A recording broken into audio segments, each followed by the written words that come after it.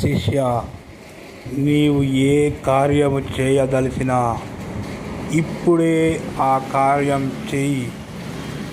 నిన్న రేపు అనే సంశయం వద్దు. నువ్వు ఒక పనిని చేయదలుచుకుంటే ఇప్పుడే వర్తమానంలోనే చేయాలి.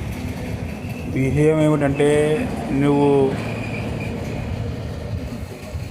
గతాన్ని నువ్వు మానవుడు అనేది వర్తమానంలోనే జీవిస్తాడు. గతానికి భవిష్యత్తుకు ఆ రూపం ఉండదు. కాబట్టి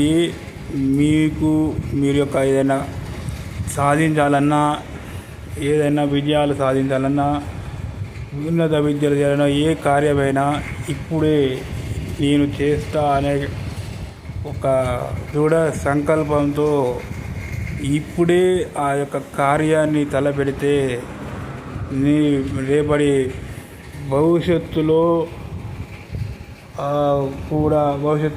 నువ్వు అందుకునే అవకాశం ఉంటుంది. కాబట్టి భవిష్యత్తు గురించి ఊహలో ఉండకుండా వర్తమానంలోనే నీ యొక్క కర్మను, నీ యొక్క డ్యూటీ, నీ యొక్క పనిని నిర్వహించు, నీ యొక్క కర్తవ్యాన్ని నెరవేర్చించు. నేను చెప్పే ఈ సందేశం అందరికీ ఉపయోగపడుతుందని అనుకుంటున్నాను. జై శ్రీరామ్.